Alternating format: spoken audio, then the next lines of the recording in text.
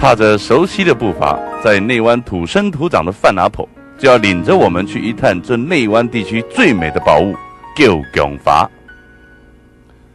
野姜花的香味清香迷人，是大家都知道的。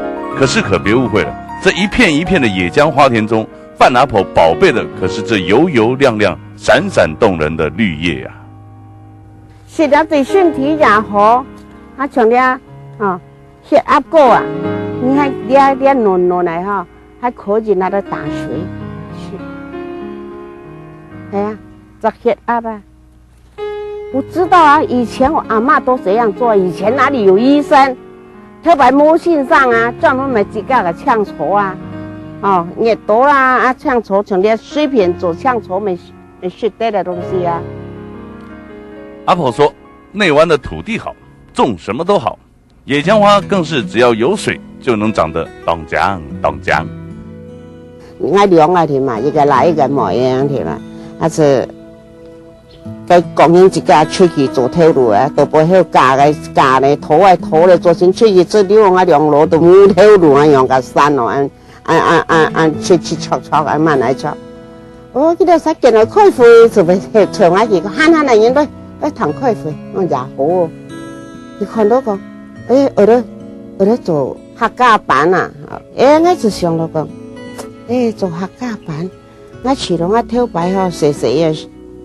12、13岁的时间阿婆啊唱的，不还刚动到天呐，插秧呐，天呐，当发啦，唱头嗰度供应那个日本戏台啊，是供应唱头冇乜个好事啦，那度让我做阿婆是唱头会包了做啊，日本戏台包也冇虾米，也冇香菇，那冇猪肉，哪有猪肉？是按芹菜炒啊。去山当鬼的个要姜花挑转来吹，用重口啊用重口吹，重，是这样啊，把蚂蚁炒，在那里爆。这个是这样一个按胡穴，他这个是专门学的，这个我婆子按到没做我最好学啊。遗失60年的客家美食，范阿婆找回来了。阿婆循着儿时的记忆，把野姜花根部研磨成野姜花粉，与粽子做最完美的结合，每一颗都是上品。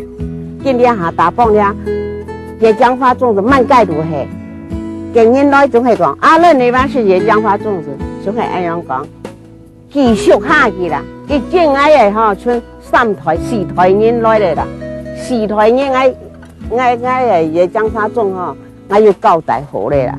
我不给继续做下去，他们爱顺我不继续做下去。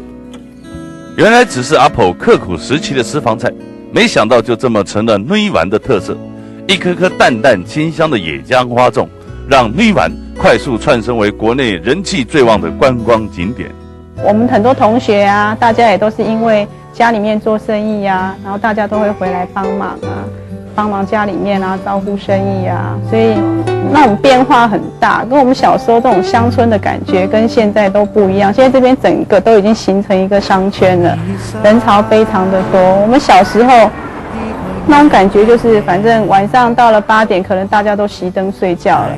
那现在不一样，如果是萤火虫季的时候，那到晚上12点多，小火车还在跑所以也因为妈妈的关系，所以我现在固定都会回来这边帮忙所谓做这个生意啊，然后跟妈妈之间的互动也可以更亲密一点，所以那种感觉很好，所以我很乐意回来，也很喜欢回来。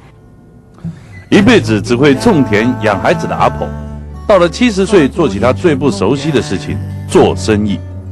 每天几十斤的重料，阿婆就是努力的炒，拼命的炒。阿婆在意的不是生意兴隆、大富大贵，她在意的是只要每逢假日可以看到自己的女儿回到家里来帮忙，那种幸福的感觉才是最重要的。野姜花粽生意好，带回了内湾的孩子，当然更带回了向往乡村之美的游客心。